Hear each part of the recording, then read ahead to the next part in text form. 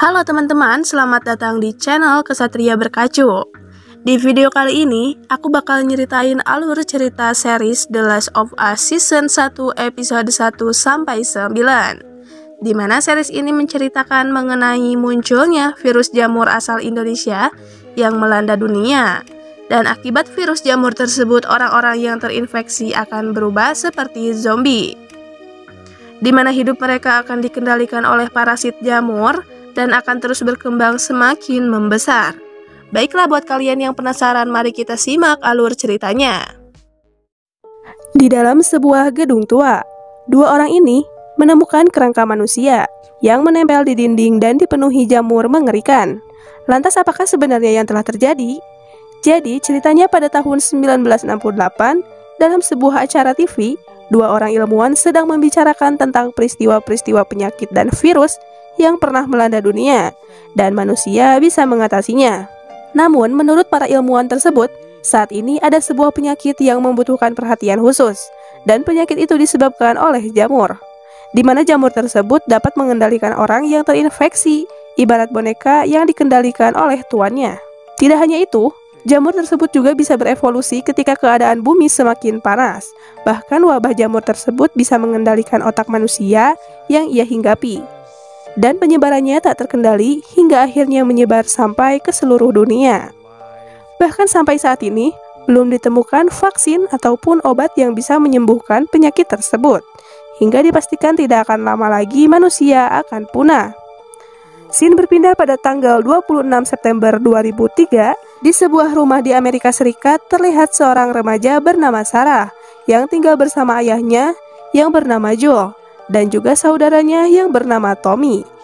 Di tengah sarapan itu, mereka mendengar berita di radio tentang suatu insiden yang terjadi di Jakarta, Indonesia, di mana pihak pemerintah Amerika Serikat menghimbau kepada setiap warganya yang memiliki saudara atau kenalan di Jakarta untuk waspada, entah apa yang terjadi di kota tersebut. Meskipun ini adalah hari ulang tahun Joel, hari ini Joel berniat melakukan pekerjaan ganda. Dia berjanji pada Sarah bahwa dia akan pulang jam 9. Setelah sarapan, Sarah pun kemudian pergi ke sekolah. Namun sebelum itu ia sempat mengambil jam tangan ayahnya yang rusak dan berniat untuk memperbaikinya sebagai hadiah untuk sang ayah yang hari ini sedang berulang tahun. Singkat cerita, setelah pulang sekolah, saat menunggu tukang servis jam memperbaiki jam ayahnya, saat itu melintas mobil polisi dan mobil pemadam kebakaran. Dan tukang servis jam itu pun mengungkapkan kekesalannya karena sudah beberapa hari ini mobil polisi dan pemadam kebakaran itu terus lewat di depan tokonya. Dan kemudian istri dari tukang servis jam itu datang dan berniat untuk menutup tokonya. Menurutnya, saat ini sedang terjadi kondisi darurat sehingga mereka juga terpaksa menyuruh Sarah untuk segera pulang, sambil memberikan jamnya yang kini sudah selesai diperbaiki. Pulang dari tempat itu, Sarah pun main di rumah tetangganya sambil mengerjakan PR. Dan hal itu ia lakukan sampai sore. Setelah itu, Sarah pun memeriksa si nenek yang sudah tuli ini. Dan saat ia mau meminjam DVD film kesukaan ayahnya, tanpa sadar kalau si nenek saat itu tiba-tiba bergerak dan kejang-kejang sambil membuka mulut di belakang. Kemudian saat Sarah mau pulang, dia melihat seekor guguk yang terus memperhatikan si nenek yang membuat Sarah keheranan. Tak hanya itu, di luar ia juga melihat beberapa jet tempur melintas di atasnya. Singkat cerita, saat ayahnya pulang bekerja, Sarah pun memberikannya hadiah, jam kesayangan ayahnya yang sudah ia perbaiki.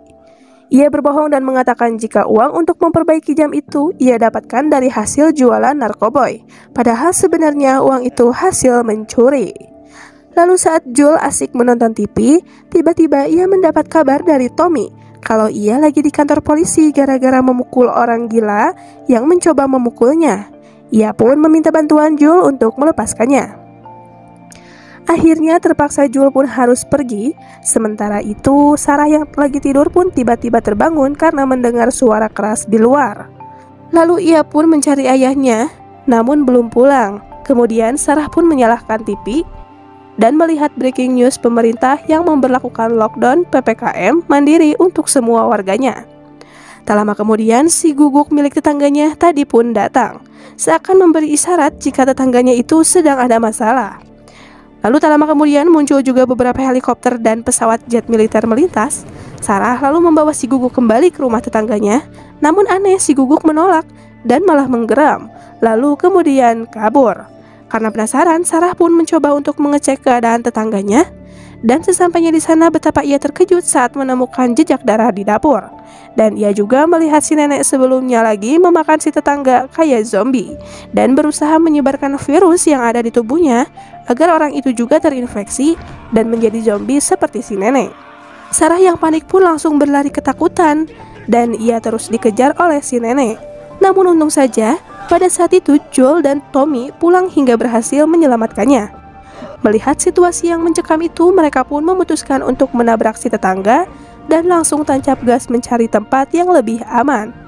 Di tengah perjalanan itu, mereka sempat berdebat dan membahas mengenai virus yang menyebabkan wabah zombie saat ini. Mereka menduga virus ini pertama kali menyebar di daerah perkotaan hingga kemudian menyebar ke desa dan menyebabkan jaringan komunikasi terputus. Itulah kenapa si nenek juga saat ini terinfeksi oleh virus setelah pulang dirawat di rumah sakit di kota. Dalam perjalanan itu, mereka juga melihat sebuah rumah besar yang terbakar dan ada orang lain yang meminta pertolongan. Namun karena takut mereka sudah terinfeksi, Joel pun memutuskan untuk meninggalkannya begitu saja. Sesampainya di jalan tol, terlihat kondisinya saat itu sedang macet karena seluruh orang di kota juga sedang berbondong-bondong meninggalkan tempat tersebut. Melihat kondisi tersebut, Tommy lalu memutuskan untuk melewati jalur pintas, melewati ladang dan perkebunan warga. Namun pada saat itu tiba-tiba mereka melihat helikopter dan mobil militer menghadang. Terpaksa, mereka pun harus kembali mencari jalan lain untuk menghindari pihak kepolisian. Dalam perjalanan itu, mereka juga melihat banyak pesawat-pesawat yang saat ini sedang mendarat darurat, melintas di atas mobil mereka.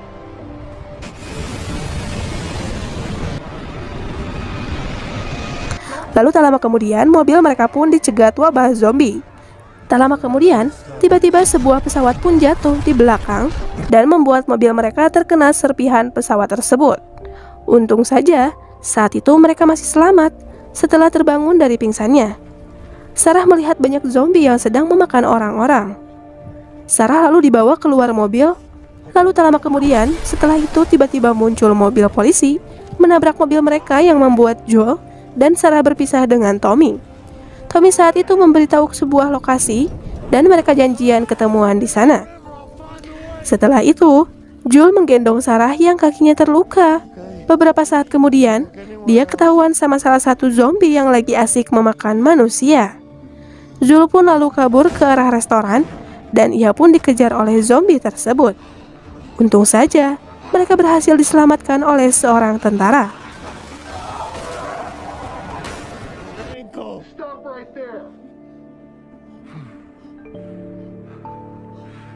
Lalu, setelah mengetahui Joel dan Sarah tidak terinfeksi, tentara ini pun melaporkannya pada markas pusat. Namun tentara itu terkejut ketika mendapat perintah dari atasannya untuk menghabisi Joel dan Sarah begitu saja. Karena merasa terancam, Joel pun menghindari si tentara tepat sebelum dia menembak. Hingga akhirnya mereka berhasil kabur dengan cara bergelinding dari atas bukit. Lalu saat tentara itu kembali datang dan akan menembak Joel, untung saja Tommy berhasil menyelamatkan mereka. Di lain sisi, Sarah saat ini sedang kritis karena perutnya tertembak oleh tentara sebelumnya. Hingga akhirnya karena luka yang cukup parah dan mereka gak punya cukup waktu untuk membawanya ke rumah sakit, Sarah pun kemudian meninggal. Singkat cerita, 20 tahun kemudian di Boston, tepatnya pada tahun 2023, di tengah hutan terlihat seorang anak kecil sedang berjalan sendirian. Terlihat juga pada saat itu, kondisi kota ternyata sudah porak-poranda akibat kiamat wabah virus zombie yang sudah menyebar ke seluruh dunia. Bocil itu pun kemudian sampai di sebuah tempat yang sedang dijaga petugas bersenjata. Tak lama kemudian ia pun pingsan dan petugas itu pun membawanya ke sebuah tempat untuk diperiksa apakah dia terinfeksi virus zombie atau tidak. Namun sayang, setelah diperiksa ternyata dia sudah terinfeksi. Hal ini ditandai dengan munculnya warna merah dari alat pengecekan dan bekas luka di lututnya. Petugas lalu menyuntikkan sebuah obat dan membiarkan anak tersebut untuk menikmati hidupnya sebelum virus itu menguasai tubuhnya. Diketahui para petugas ini berasal dari kelompok bernama Fedra, yaitu kelompok yang bertindak sebagai otoritas penguasa zona karantina. Sementara markas mereka saat ini menjadi tempat tinggal para penyintas, di lain sisi, ada juga kelompok pemberontak bernama Fireflies yang sangat menentang Fedra. Mereka ingin semua warga bebas membangun negara bersama-sama. Terlihat saat itu Joel menjadi salah satu penyintas di sana, dan ia bekerja sebagai buruh untuk mendapat upah yang merupakan mata uang jenis baru yang dibuat oleh Fedra. Suatu hari ketika mengurusi mayat untuk dibakar, Joel melihat bocil sebelumnya yang ternyata sudah dibius dan kini akan dibakar. Melihat hal itu, salah seorang rekannya yang seorang ibu tidak tega, sehingga Joel lah yang melakukannya sendiri. Setelah itu, Joel pun melihat beberapa orang yang akan dihukum mati karena mereka telah mencoba kabur dari tempat tersebut. Tak lama kemudian, Joel melihat seorang petugas yang memberikannya kode. Ia pun mengikuti petugas itu, dan ternyata mereka saat itu melakukan transaksi narkoboy, yang merupakan pekerjaan sampingan Joel selain buruh. Saat itu, Joel sempat menanyakan kabar perkembangan truk yang ia pesan dari si petugas, dan ternyata ia berencana kabur dari tempat itu dan telah bekerja sama dengan seorang wanita bernama Tess yang saat ini sedang mengurusi pembelian baterai mobil untuk truknya. Tapi ternyata Robert yang dia suruh untuk membeli baterai mobil itu malah menjual lagi baterai itu ke orang lain, sehingga Tess dan Robert pun ribut. Tak lama kemudian, tiba-tiba ada sebuah ledakan karena di luar sedang terjadi baku tembak antara Federal dan Fireflies. Setelah itu, saat Tess sadar, ternyata Robert sudah kabur. Di lain sisi, Joel saat ini sedang pergi ke tempat layanan pesan suara radio. Terlihat orang-orang saat itu sedang ngantri untuk mengirim pesan ke orang-orang tercinta yang mungkin masih hidup di luar sana. Diketahui jika Joel dan petugas layanan radio sudah berteman lama, Joel pun saat itu dengan menanyakan tentang balasan dari Tommy. Tapi ternyata belum ada balasan pesan dari Tommy yang membuat Joel khawatir karena udah 3 minggu Tommy gak membalas pesannya. Akhirnya Joel pun berniat pergi ke tempat layanan pesan suara di tempat Tommy. Setelah mendapat alamatnya dari si petugas, Joel pun mulai bersiap-siap, terutama ia sadar di luar sana banyak zombie yang harus ia waspadai. Keesokan harinya saat akan berangkat, Joel baru sadar luka yang ada di wajah Tess. Tess pun mengatakan jika luka ini gara-gara beberapa anak ABG labil yang memukulnya. Lalu saat tahu baterai mobilnya dijual Robert, Joel pun sangat marah. Tess lalu mengajak Joel untuk mencari Robert dan keluar dari markas diam-diam. Mereka perlu mendapatkan kembali aki mobil yang telah dijual Robert, mengambil truknya lalu pergi dan mencari Tommy. Saat itu Joel mengeluarkan pistol yang dia sembunyikan di sebuah pengecoran, sementara Tess menanyakan ke seseorang yang bertugas sebagai mata-mata tentang lokasi Robert. Setelah Tess mengetahui lokasi Robert ada di markas Fireflies, dia dan Joel pun pergi ke terowongan kereta bawah tanah melalui pintu rahasia sambil membawa tas berisi peralatan yang sudah mereka siapkan. Singkat cerita, setelah sampai di sebuah kantor, mereka dikejutkan dengan zombie yang sudah masa hidupnya habis dengan kondisi membusuk. Mereka menduga hal itu karena si zombie tidak mendapat asupan makanan dalam waktu yang lama. Setelah itu mereka kemudian melanjutkan perjalanan hingga akhirnya tiba di markas Fireflies. Di sana terlihat Robert dan timnya sudah meninggal. Tak lama kemudian mereka mendengar suara orang kesakitan di lorong sebelah. Dan saat akan memeriksanya, tiba-tiba seorang gadis menyerang di balik pintu. Suara kesakitan itu berasal dari seseorang yang bernama Marlin. Dan ternyata Joel sudah mengenal Marlin yang merupakan pemimpin dari kelompok pemberontak Fireflies. Dia juga ternyata yang telah menghabisi Robert dan timnya karena mereka telah menjual baterai mobil yang jelek dan menipu mereka.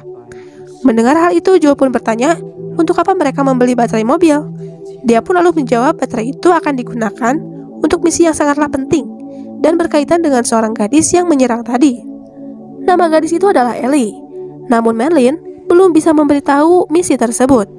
Setelah itu, teman Marlin ini lalu memberitahu kalau gara-gara baku tembak yang terjadi sebelumnya, pasukan Federal kini sudah mengetahui keberadaan mereka. Marlin pun meminta bantuan Joel dan Tess untuk mengantar Ellie ke tim Firefly yang sudah menunggu di Old State House. Karena perutnya tertembak dan kondisi temannya juga terluka, sehingga sulit melanjutkan perjalanan. Dan sebagai imbalannya nanti di sana, tim Fireflies akan memberikan apa yang Joel butuhkan, mulai dari baterai mobil baru, perlengkapan untuk bertahan hidup, senjata, makanan, dan sebagainya. Akhirnya, Jul dan Tess pun setuju, dan di tengah malam itu, diam-diam mereka menyelinap keluar dari markas, melewati sebuah jalan rahasia yang diketahui Tess. Saat itu mereka harus waspada, karena ada para petugas penjaga malam yang bertugas di sekitar gerbang. Dan benar saja, beberapa menit kemudian mereka ketahuan oleh salah satu petugas yang sedang pipis. Ternyata itu adalah petugas yang sebelumnya membeli narkoboy dari Jul. Namun meskipun begitu, petugas itu tetap melaksanakan tugasnya. Ia menyuruh Jul dan yang lainnya berlutut dengan tangan di belakang kepala. Setelah itu si petugas mengecek apakah mereka bertiga terinfeksi atau tidak. Lalu saat dia memeriksa Ellie malah menusuk petugas itu dengan pisau yang membuatnya marah. Saat akan menembak Ellie, Jul mencoba menenangkan petugas tersebut. Saat itu Jul tiba-tiba teringat dengan tentara yang dulu menghabisi hidup anaknya Sarah.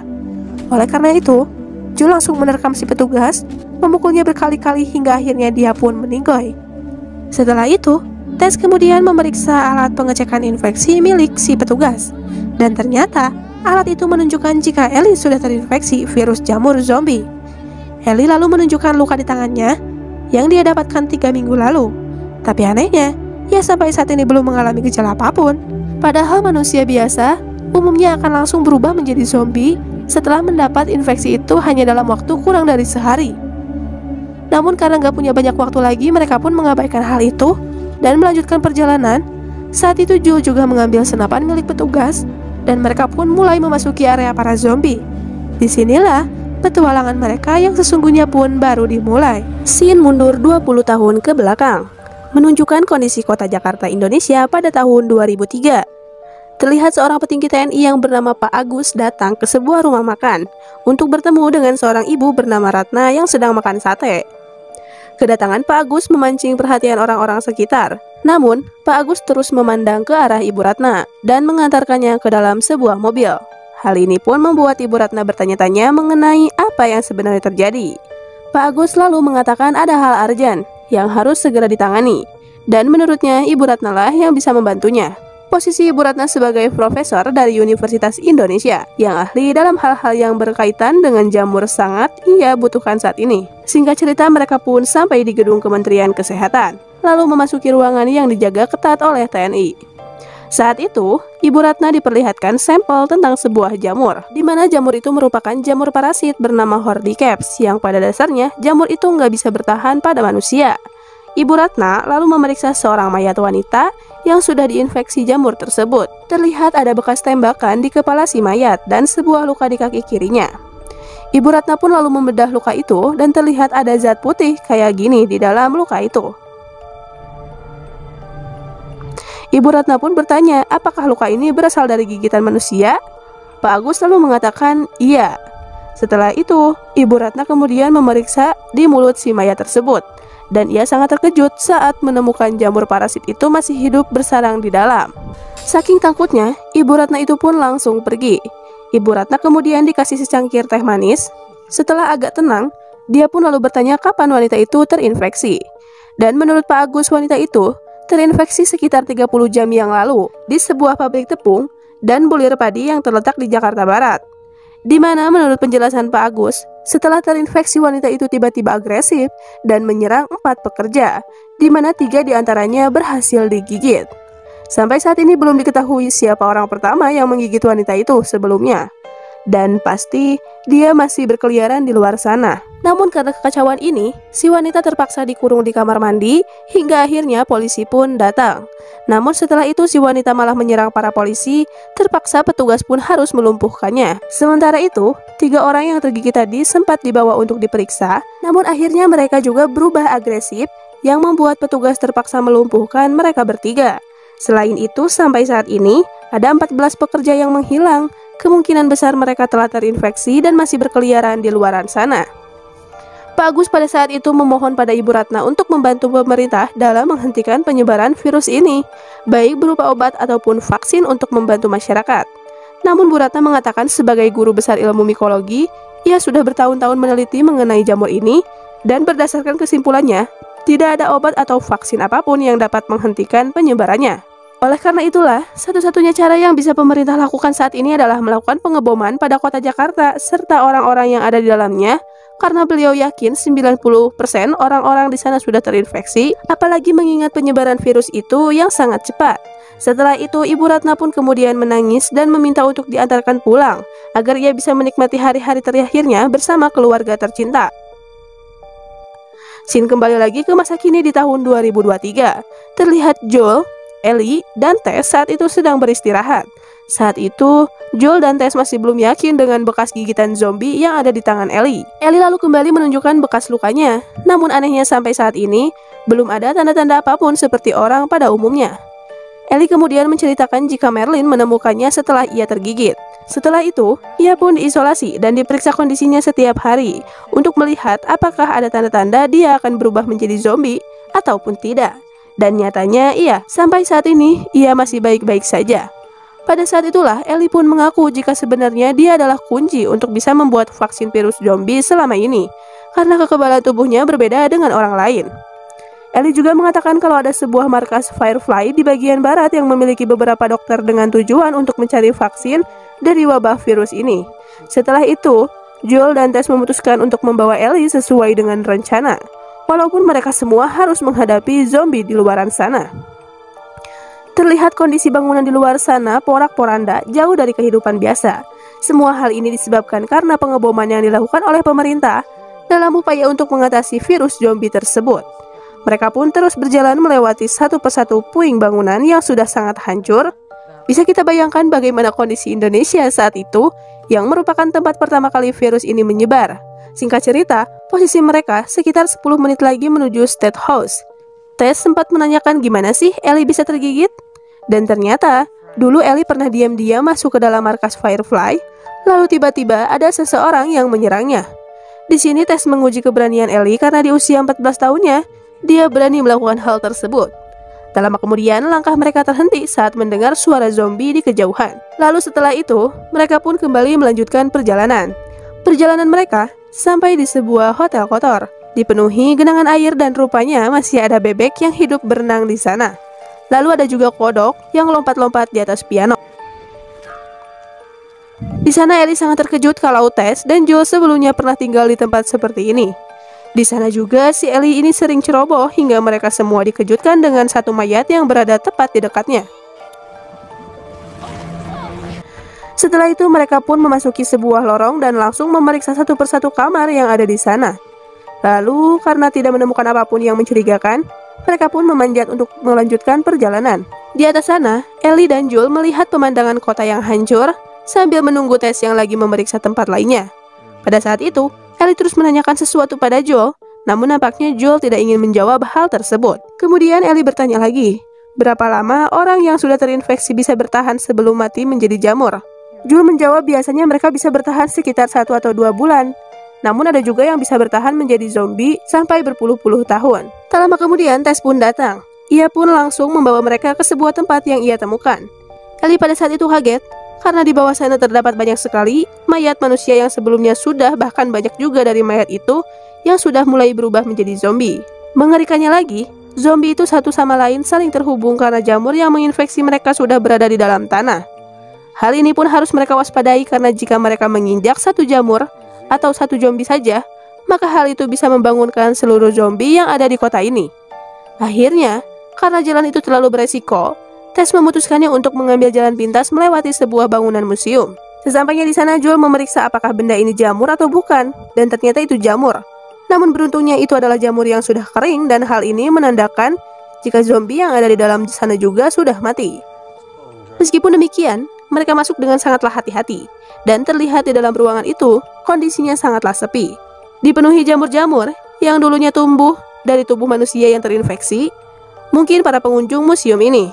Saat itu, Ellie mulai cemas, apalagi saat melihat banyaklah zombie yang sudah terbakar. Sampai Ellie menemukan ada satu orang yang masih baru saja tewas. Saat itu, Joel lalu menyuruh mereka agar tidak berisik, karena dengan ditemukannya mayat tersebut, kemungkinan besar masih ada satu zombie yang masih hidup di museum itu. Kemudian saat Joel menaiki tangga, ia tak sengaja menimbulkan suara, tapi untungnya mereka masih aman. Lalu setelah itu, Ellie yang ceroboh malah menginjak satu tangan zombie, tapi lagi dan lagi mereka masih selamat. Namun saat mereka mulai memasuki ruangan atas, tiba-tiba atap bangunan pun roboh. Suara yang sangat keras itu pun membuat satu zombie terbangun dan langsung membuat nyawa mereka bertiga terancam, sangat ketakutan ketika melihat secara langsung wujud zombie tepat di dekatnya. Mereka bertiga pun saat ini terpisah dan mulai dikejar para zombie. Melihat salah satu zombie mendekati Ellie yang sedang bersembunyi. Dari sini dapat kita simpulkan jika zombie itu sebenarnya agak takut dengan cahaya dan mereka hanya sensitif terhadap suara. Tak lama kemudian zombie itu berhasil menemukan mereka, namun untung saja mereka bisa melumpuhkan zombie tersebut. Lalu saat zombie jamur kedua muncul, Tess dari samping juga berhasil melumpuhkannya. Dari kejadian ini, kaki Tess terkilir. Sementara itu, lengan Ellie kembali tergigit oleh zombie tersebut. Tak ingin menunda waktu lagi, mereka lalu keluar melewati jendela. Di sana Joel langsung memeriksa kaki Tess. Sementara Ellie berjalan melewati jembatan kayu yang menghubungkan atap museum dengan bangunan di sebelahnya. Saat itu Joel sangat khawatir dengan Ellie karena takut gigitan kedua itu bisa merubahnya menjadi zombie yang akan membahayakan nyawa mereka berdua. Namun Tess menenangkan Joel, kemudian setelah itu mengajaknya untuk melanjutkan perjalanan karena langit sebentar lagi akan gelap. Perjalanan pun dilanjutkan dengan Tess yang memimpin sementara Joel berjaga-jaga jika tiba-tiba Ellie mendadak berubah menjadi zombie. Singkat cerita mereka sudah sampai di tempat tujuan dan Joel pun langsung memeriksa apakah mobil yang ada di depannya aman. Di sana Joel menemukan beberapa mayat pasukan Firefly. Lalu tak lama kemudian Ellie pun melihat ada jejak darah menuju ke dalam gedung. Tak berpikir panjang dengan cepat, Tess langsung masuk ke dalam. Dan betapa ia sangat terkejut melihat semua orang yang ada di dalam sudah terbunuh. Saat itu, Ellie mengira kalau ini adalah ulah dari Fedra. Namun Joel yakin ini bukanlah dari Fedra, melainkan ada salah satu dari mereka yang sebelumnya sudah terjangkit sebuah virus. Jelas hal ini membuat mereka sangatlah kecewa. Tess pun lalu mencari sebuah peta untuk melihat kemana tujuan Merlin yang sebenarnya. Namun Joel yang sudah kecewa malah mengatakan kalau ini sudah berakhir dan mereka tak akan mendapatkan imbalannya. Saat itu, Tess mengatakan jika ia akan tetap bertahan hidup di tempat ini, karena ternyata ia kini sudah terinfeksi. Tess selalu menyuruh Joel untuk membawa Ellie pergi ke tempat Bill dan Frank, karena Ellie mempunyai kekebalan tubuh yang berbeda, dan ia bisa menjadi kunci untuk keselamatan seluruh umat manusia. Buktinya, ia sudah digigit 2 kali, namun sampai saat ini, ia masih belum bereaksi apa-apa. Berbeda dengan dirinya yang sebentar lagi mungkin akan berubah menjadi zombie. Tak lama kemudian tiba-tiba seorang mayat berubah menjadi zombie. Joel kemudian langsung menembak zombie tersebut.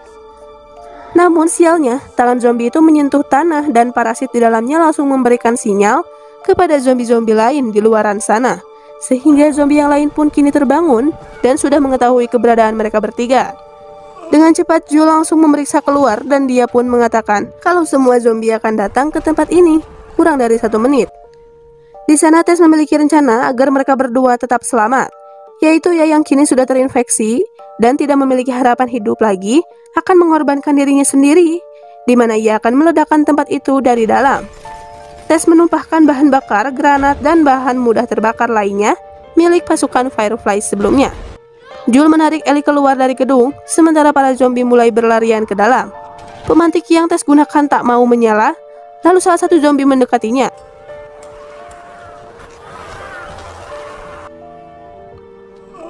Untung saja dalam sisa kesadarannya, Tess pun berhasil menyalakan pemantik itu. Dengan pengorbanan Tess ini, tugas Joel semakin berat karena ia harus memastikan keselamatan Ellie demi menyelamatkan semua umat manusia. Pada sore hari itu, 10 mil di sebelah barat Boston, Joel terlihat sendirian di pinggir sungai sambil membasuh lukanya. Ia juga mengenang kepergian sang istri yang bertanggung jawab untuk menyelamatkan mereka dari para zombie. Setelah itu, saat ia kembali masuk ke dalam hutan, Ellie merasa kalau Joel marah karena harus mengantarkannya yang membuat mereka dalam bahaya. Jujur, ia tak pernah memaksa Joel dan Tess untuk mengantarnya. Tak lama kemudian, perjalanan mereka pun dilanjutkan. Kurang lebih mereka harus mendaki dan menyusuri tempat ini selama 5 jam. Selama perjalanan itu, Ellie terus bertanya apakah Joel pernah melewati tempat ini atau tidak. Dan ia juga selalu menanyakan apakah Bill dan Frank orang baik. Kemudian Ellie yang melihat Joel yang memiliki 1 senjata lagi di celananya, ia pun memintanya. Namun Joel tidak mengizinkannya. Tak lama kemudian, kurang lebih 5 mil lagi ke tempat Bill dan Frank. Mereka pun sampai di peternakan Cumberland. Di sana Joel pun mengambil barang yang sempat ia sembunyikan. Namun di dalam Joel nampak bingung dengan keberadaan barang yang sudah lama ia simpan di sana. Sementara itu, Ellie memutuskan untuk memeriksa tempat lain hingga ia pun menemukan Palka yang mengarah ke ruang bawah tanah. Dia memutuskan untuk memasukinya sendirian, lalu tiba-tiba ia pun menemukan salah satu yang terinfeksi. Namun mereka terjepit di dinding dengan jamur yang tumbuh di sisi kepala mereka. Ellie melakukan pukulan mematikan dan membebaskan zombie itu dari penderitaannya. Di lain sisi, Joel pun akhirnya berhasil menemukan tempat persediaan yang ia sembunyikan. Setelah itu mereka berdua kembali melanjutkan perjalanannya dengan sedikit amunisi yang tersisa.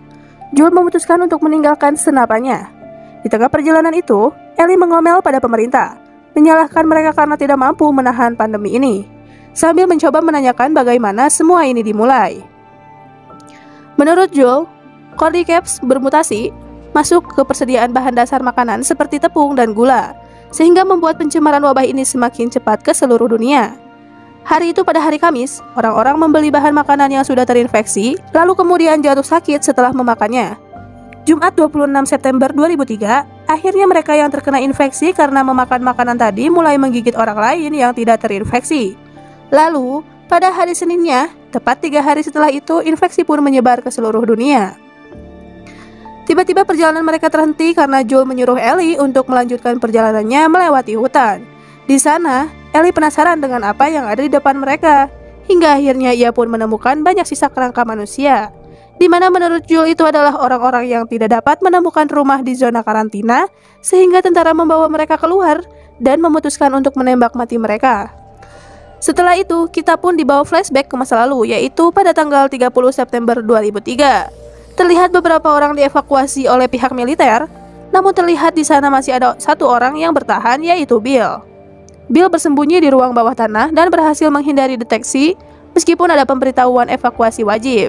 Bill pergi keluar mengenakan masker gas dan memakai senjatanya. Saat dirasa aman, Bill pun mengambil perlengkapan sebanyak mungkin, termasuk beberapa drum bensin, pembekalan di depot rumah, dan sejumlah besar alkohol. Dengan generatornya di luar, Bill memiliki cukup tenaga untuk terus berjalan, dengan pagar pengaman dipasang di sekeliling rumah.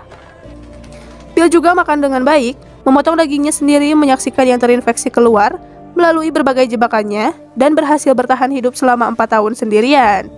Saat itu sekitar tahun 2007, Bill mendengar ada seseorang yang meminta bantuannya. Ia pun memeriksanya keluar. Nampak orang itu tidak terinfeksi dan ia sangatlah butuh makanan karena sudah 2 hari ia menahan rasa lapar dan haus demi bisa bertahan hidup. Pria ini pun memperkenalkan namanya adalah Frank. Frank awalnya dalam kelompok 10 orang mencoba mencapai Boston, tetapi sekarang hanya Frank yang tersisa.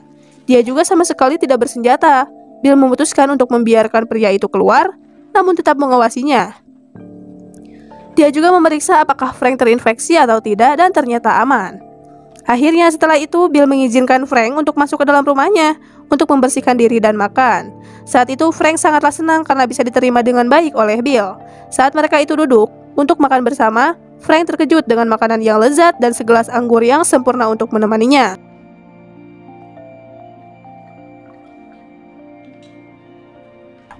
Setelah makan, Frank pun izin untuk segera pergi. Namun sebelum itu Frank mulai mengotak-atik piano antik di ruang tamu dan memainkannya.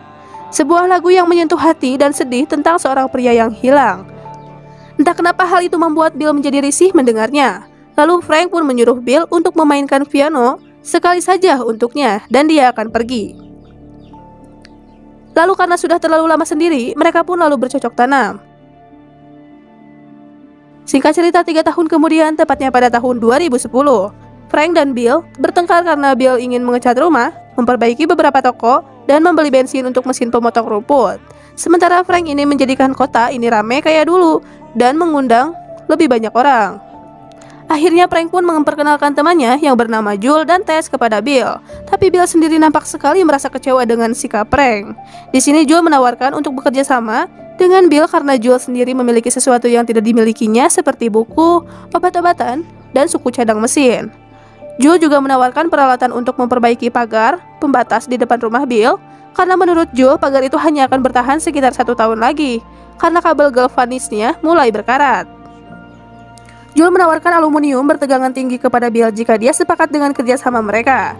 Akhirnya mereka pun sepakat dan menggunakan musik di radio sebagai kode yang merupakan ide Frank.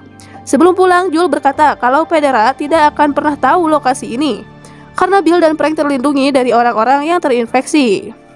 Namun hal ini hanya sementara, karena cepat atau lambat bisa saja dengan adanya penjarahan dari perampok dan mereka dapat dengan mudah menghancurkan pagar kawat serta jebakan yang sudah dipasang oleh Bill. Mereka akan datang di malam hari dengan tenang dan tentunya dengan persenjataan yang lengkap hingga mereka harus terus waspada. 3 tahun kemudian pada tahun 2013, terlihat Frank dan Bill yang sedang berolahraga. Saat itu, Frank berniat menunjukkan sesuatu kepada Bill, di mana Frank dulu pernah menukarkan senjata milik Bill dengan benih stroberi milik Jules dan Tess, sehingga mereka bisa menanam stroberi.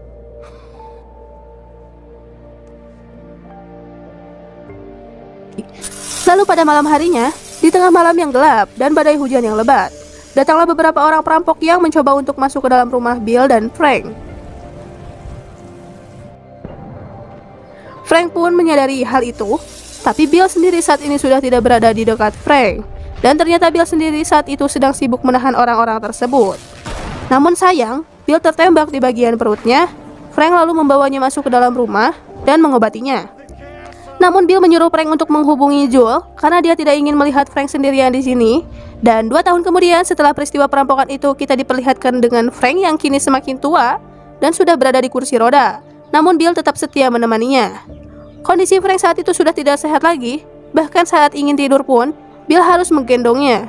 Lalu saat pagi harinya, Frank sudah terbangun dan sudah berada di kursi roda. Hal ini pun membuat Bill marah karena akan membahayakan keselamatan Frank. Tapi Frank berkata kalau ini adalah hari terakhir untuknya.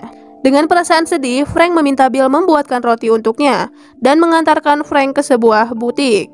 Lalu menyuruh Bill memilihkan pakaian untuknya karena di sanalah Frank akan menikah dengan Bill. Lalu malam harinya, Frank meminta agar Bill memasakkan makan malam dan memasukkan sesuatu yang sudah disiapkan oleh Frank ke dalam minuman anggur. Sampai akhirnya mereka akan tidur bersama untuk yang terakhir kalinya. Dengan berat hati, Bill melakukan semuanya dan mengantarkan Frank menuju ke sebuah butik. Sampai pada akhirnya mereka pun menikah hingga mereka berdua memulai makan malam terakhir kalinya. Dan Frank tertidur di pelukan Bill setelah meminum setumpuk pil.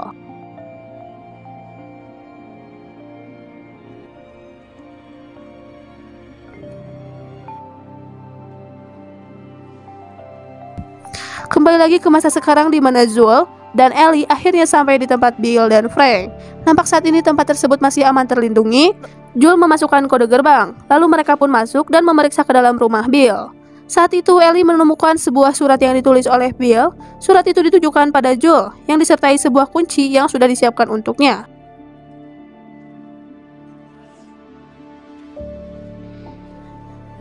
Surat itu dibuat pada 29 Agustus 2023, di mana isinya menyarankan Jules untuk tidak masuk ke dalam kamarnya. Ia menyuruhnya untuk mengambil apapun yang ia butuhkan dengan kode bunker yang sama seperti kode pintu masuk. Namun bedanya, kode itu ditulis secara terbalik. Kemudian pada akhir surat, Bill juga menyuruh Jules untuk menggunakan semua senjatanya untuk menjaga Tess agar ia tetap aman. Mendengar hal itu, akhirnya surat itu dengan cepat Jules langsung keluar karena ia sempat teringat dengan Tess. Kemudian Jules memeriksa apa saja yang dapat ia bawa di sana. Dan ketika bertemu dengan Ellie, Jules memberitahu kalau dia sedang mengisi daya aki mobil dan mereka akan menuju ke saudara Jules yaitu Tommy di Wyoming. Kebetulan, Tommy dulu pernah jadi anggota Firefly, jadi Tommy bisa mengantarkan mereka membawa Ellie ke sebuah laboratorium untuk diperiksa. Akhirnya mereka berdua pun mengambil persediaan sebanyak mungkin karena 1 jam lagi mereka akan berangkat. Di sana, Ellie juga menemukan sebuah pistol dan langsung memasukkannya ke dalam tas. Lalu saat persiapan selesai, mereka berdua pun menaiki sebuah mobil untuk melanjutkan perjalanan, sambil mendengarkan lagu yang dulu dinyanyikan Frank saat pertama kali tiba di kota tersebut. Perjalanan Ellie dan Jules terhenti di sebuah pangkalan truk untuk menyedap bensin. Sementara Ellie saat itu ke toilet, dan di toilet itu bermain dengan pistol yang ia temukan. Dia menarik pelatuknya, memuat dan menurunkannya sebelum kembali menemui Jules. Setelah itu Ellie kembali menemui Jules yang sedang mengambil bensin dari mobil yang sudah terbengkalai. Sebelum berangkat lagi, saat itu Ellie memperlihatkan sebuah buku dan sempat menanyakan pada Jules apa aja sih isi buku itu. Namun Jules mengabaikannya. Perjalanan pun kembali dilanjutkan. Di sana Ellie kembali menemukan sebuah kaset musik. Ia juga menemukan majalah pria dewasa dan menyindir bahwa halaman-halamannya saling menempel. Akhirnya dia melemparkannya keluar. Dalam perjalanan mereka sempat melihat beberapa hewan ternak yang masih hidup, di mana ini menandakan di wilayah tersebut cukup aman, belum sepenuhnya terinfeksi.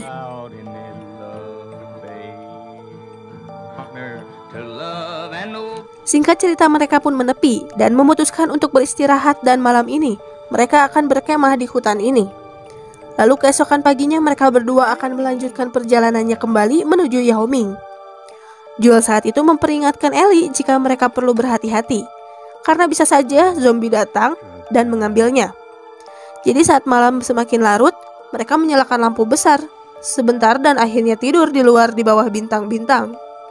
Tidak ada yang akan menemukan kita, Joel meyakinkan Ellie, namun ia tetap terjaga dan berjaga-jaga. Singkat cerita, keesokan paginya, saat Ellie baru bangun, ternyata Joel malah sudah siap untuk melanjutkan perjalanannya.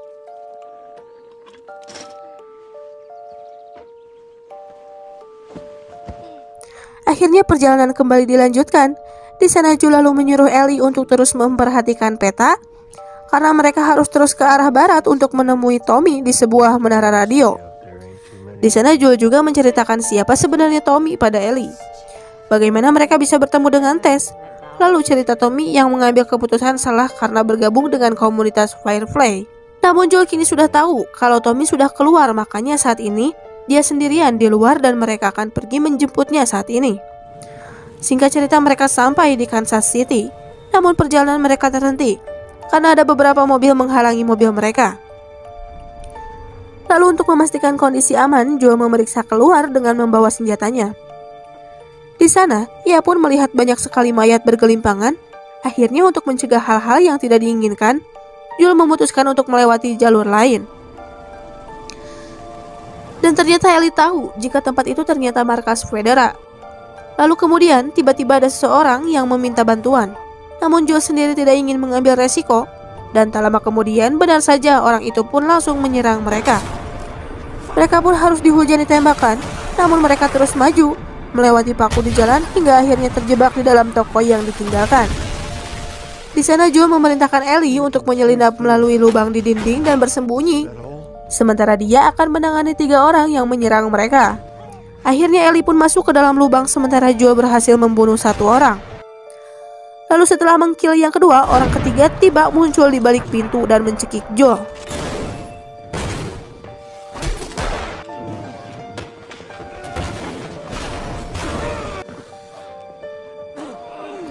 Saat itu Ellie pun keluar, meskipun sempat ragu-ragu akhirnya Ellie pun menembakkan dari belakang.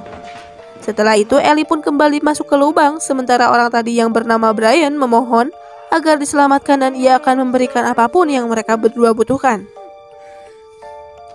Namun Joel tidak memperdulikannya dan mengkill orang itu dengan pisau. Setelah itu terlihat Ellie ketakutan karena ketahuan memiliki senjata. Dia pun langsung mengeluarkan barang-barang yang ia bawa di dalam tasnya.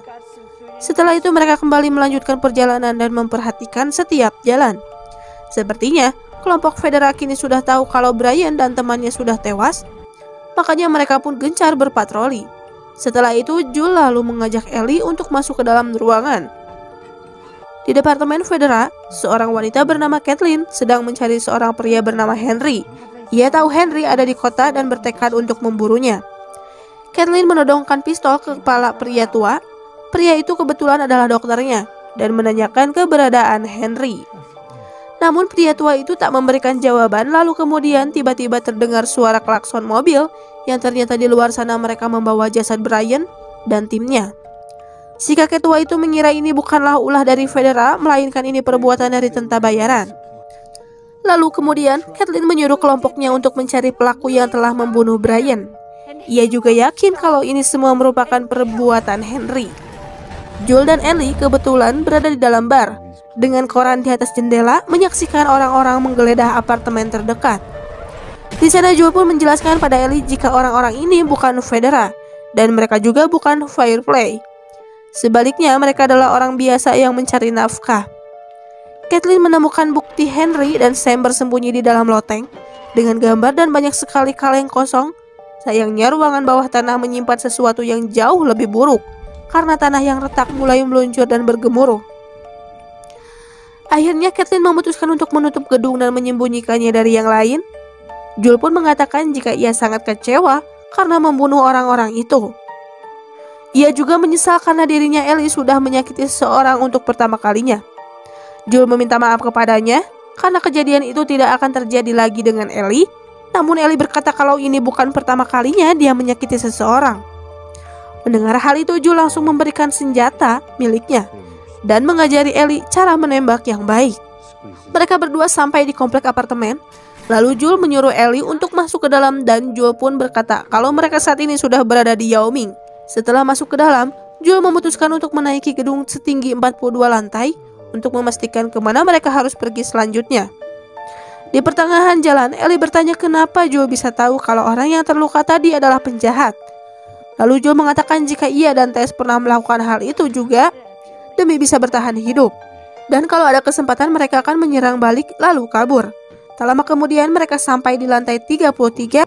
Akhirnya mereka berdua pun memutuskan untuk beristirahat. Lalu kemudian saat tidur, Ellie pun tiba-tiba bangun. Ia berteriak dan membangunkan Joel, di mana ternyata Henry dan Sam ada di sana, menahan mereka dengan todongan senjata.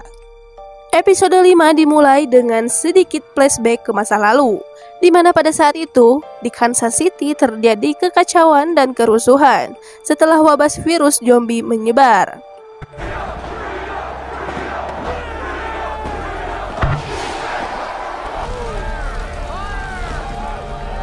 Para pasukan itu mengikat leher petugas polisi.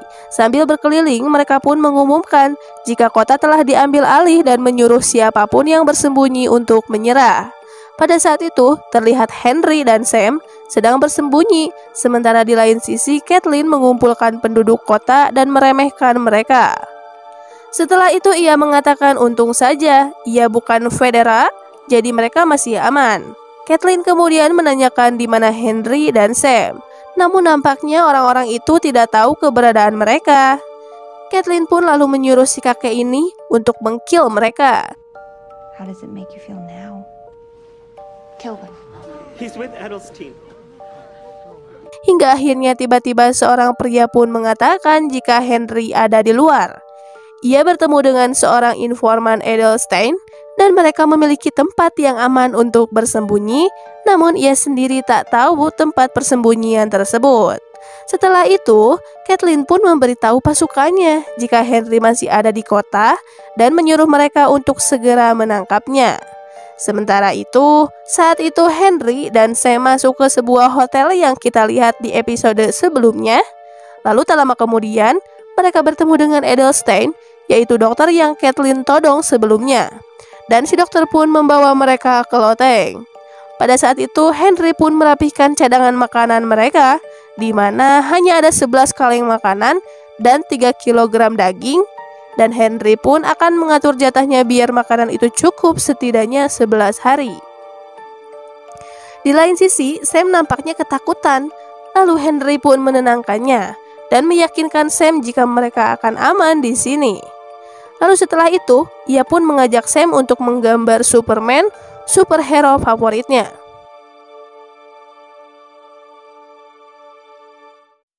Singkat cerita, 10 hari kemudian Henry dan Sam masih bertahan di loteng itu, dan ini merupakan kaleng terakhir stok makanan mereka. Sam terus mengatakan ia lapar, namun Henry menahannya karena itu makanan terakhir mereka. Keesokan paginya lagi, hari ke-11, Henry membangunkan Sam. Ia mengatakan hari ini mereka harus keluar untuk pindah karena mereka telah kehabisan makanan, sementara si dokter juga tak akan kesini lagi untuk memberi mereka makan. Hal itu karena penjagaan di luar sangatlah ketat. Sebelum berangkat, Henry menyuruh Sam memejamkan mata, lalu ia pun mengoleskan cat pada matanya biar mirip Superman. Lalu setelah itu mereka pun bergegas pergi. Namun saat mereka berdua akan keluar, tiba-tiba terdengar suara baku tembak di luar. Mereka berdua pun kaget, namun ternyata itu adalah penjagaan saat para penjaga itu menembaki Ellie dan Joel di episode sebelumnya. Henry lalu melihat ada Joel di dalam dan ia pun mengubah rencananya. Ia dan Sam menuju ke kompleks apartemen dan menodong mereka berdua dengan pistol. Saat itu Henry mengatakan jika ia ingin mereka bekerja sama dan saling membantu. Lalu setelah itu Henry pun menurunkan senjatanya dan memutuskan untuk mempercayai mereka. Setelah itu Joel dan Ellie membagi makanan mereka pada Sam dan Henry. Di sana mereka juga mulai berbincang dan saling berkenalan. Setelah makan, Henry mengatakan jika ia tahu jalan keluar dari kota ini dan akan menunjukkannya besok. Saat membahas rencana, Henry mengatakan jika ia kolaborator orang yang bekerja sama dengan Federa. Saat itu Joel mengatakan jika ia tak mau bekerja dengan pengkhianat. Namun Henry ingin membantu Joel dan Ellie keluar karena ia juga ingin keluar. Ia tahu jalan keluar tapi ia tak tahu cara bertahan hidup. Tadi saja saat nodong Joel pakai senjata sebenarnya baru pertama kali ia lakukan. Makanya saat ia melihat Joel melawan musuh sebelumnya, ia pun tertarik meminta bantuan Joel. Henry pun lebih lanjut menjelaskan bahwa ada 4 jalan raya di sekitar kota, namun semuanya dijaga ketat anak buah Caitlin. Sehingga cara satu-satunya mereka lari yaitu melewati terowongan pemeliharaan bawah tanah yang saling terhubung. Henry juga mengatakan jika 15 tahun lalu orang-orang yang terinfeksi virus dibuang ke terowongan itu, makanya di kota ini mereka nggak nemuin satupun yang terinfeksi. Oleh karena itulah, kalau mereka jadi buat kabur lewat terowongan itu, pasti nggak akan dikejar Caitlin. Karena mereka mikirnya terowongan itu ada zombie, padahal 3 tahun lalu orang Federa, salah satu teman Henry, telah membersihkan seluruh tempat di terowongan dan dinyatakan aman. Awalnya Joel pun ragu, karena ini adalah ide gila. Apalagi info itu 3 tahun lalu. Bisa saja sekarang terowongan itu penuh dengan zombie. Namun karena tak ada pilihan lain, mereka pun akhirnya berangkat. Keempatnya berhasil sampai ke terowongan pemeliharaan sambil tetap berjaga-jaga mencegah hal-hal yang tak diinginkan. Di sana mereka menemukan lukisan di dinding, lalu saat masuk lebih dalam mereka juga menemukan tempat tinggal terbengkalai yang sepertinya digunakan orang-orang dulu untuk menetap di bawah tanah. Lalu Joel dan Ellie menemukan buku komik jadul dan mereka pun mengobrol bersama. Ellie dan Henry percaya bahwa bertahan dan bermain sedikit adalah ide yang bagus. Jadi Joel mengizinkan mereka melakukan hal itu. Sementara mereka bermain, Henry mengakui pada Joel jika ia sebelumnya tidak jujur dan ia sebenarnya pernah membunuh seseorang. Jadi ternyata saat itu Sam sakit leukemia. Dan satu-satunya obat yang membuatnya lebih baik ada pada Federa. Dan satu-satunya cara agar ia bisa mendapatkan obat itu, terpaksa ia harus menyerahkan pemimpin perlawanan Kansas City sekaligus saudara laki-laki Caitlin pada Federa. Oleh karena itulah ia dikejar-kejar oleh Caitlin sampai saat ini. Di lain sisi Caitlin tiba-tiba menghilang dan ternyata ia sedang pergi ke kamar masa kecilnya yang ditempati kakaknya sebelum dia dibunuh. Meskipun kakaknya menyuruhnya untuk tidak mencari keadilan dan balas dendam pada Henry, namun Caitlin masih tidak terima. Sementara itu, Joel dan yang lainnya akhirnya berhasil keluar dari terowongan tersebut. Namun saat mereka mulai berjalan, tiba-tiba muncul sebuah tembakan dari sniper. Mereka pun bersembunyi di balik mobil, sementara Joel akan menyelinap ke bangunan itu lewat belakang untuk melumpuhkan si sniper. Joel lalu menyelinap masuk ke dalam rumah. Di sana, ia menemukan seorang lelaki tua yang bekerja dengan Caitlin, lalu kemudian mengkillnya. Di lain sisi, tembakan itu memancing Caitlin dengan pasukan yang lebih banyak datang. Mereka pun lalu mengejar Ellie, Henry, dan Sam. Untuk saja dari atas, Joel berhasil melumpuhkan supir truk itu.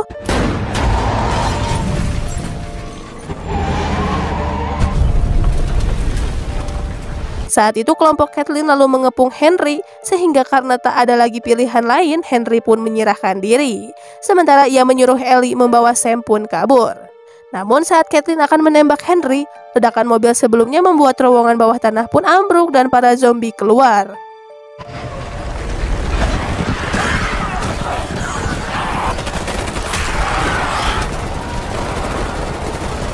Yang lebih mengerikan lagi, tiba-tiba saat itu keluar zombie yang lebih besar lagi. Sepertinya ia bisa disebut dengan Raja Zombie.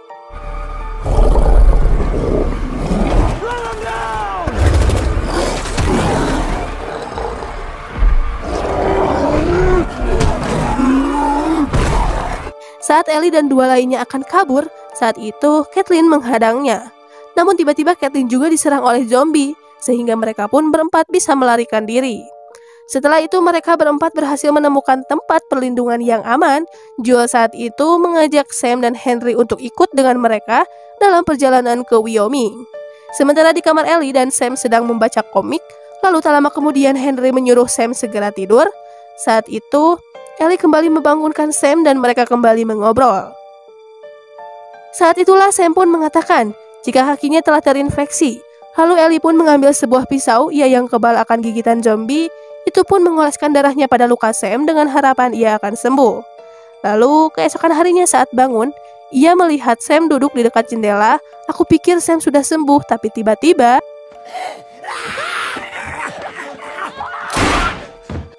hal ini pun membuat Henry terpaksa meng-kill Sam. Lalu ia tak kuat karena kehilangan Henry pun juga meng-kill dirinya sendiri.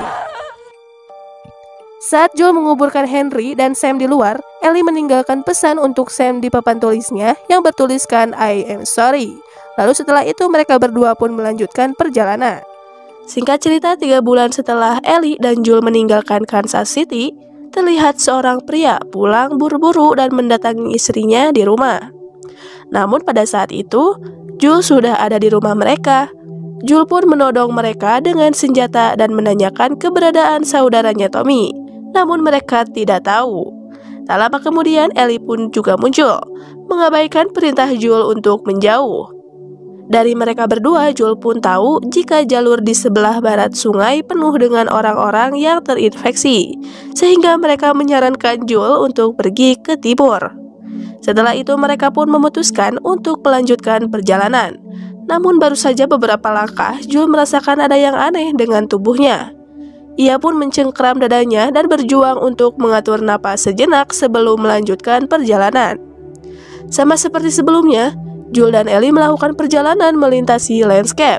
Lalu kemudian saat malam tiba, mereka berhenti untuk istirahat, menyalakan api dan mendiskusikan apa yang akan terjadi di masa depan di antara mereka. Terutama pas Ellie nanti darahnya udah disedot dan dijadikan vaksin zombie. Joel pun mengatakan suatu saat ketika wabah ini usai, ia bisa menjadi petani dan peternak domba, tinggal di rumah sederhana yang tentram. Sementara Ellie suatu saat ingin menikmati semua pemandangan dan menghabiskan waktu untuk membaca semua buku. Setelah itu, Ellie membahas Sam dan menceritakan saat Ellie mencoba menyelamatkan Sam dengan mengoleskan darahnya, namun ternyata gagal. Keesokan paginya, Joel pun terkejut karena Ellie ternyata sudah bangun. Setelah itu mereka pun melanjutkan perjalanan hingga akhirnya berhasil mencapai bendungan dan sebuah sungai yang disebut Sungai Kematian.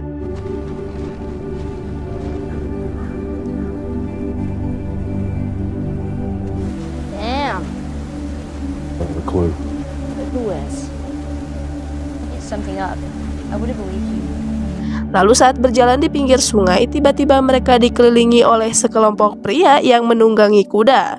Dengan senjata yang terhunus, kelompok itu memaksa Joel untuk menjatuhkan senjatanya dan memerintahkan Ellie untuk mundur.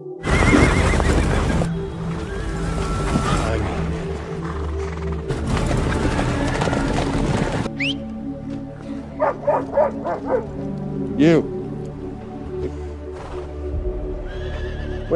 Setelah itu pemimpin kelompok itu memeriksa infeksi mereka berdua melalui anjing yang dilatih untuk mengendus infeksi.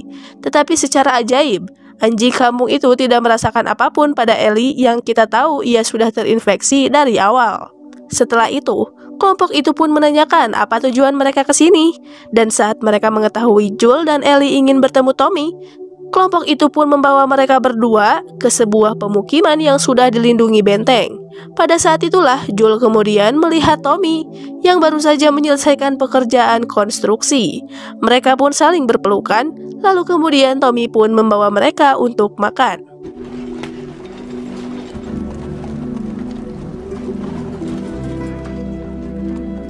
Tommy!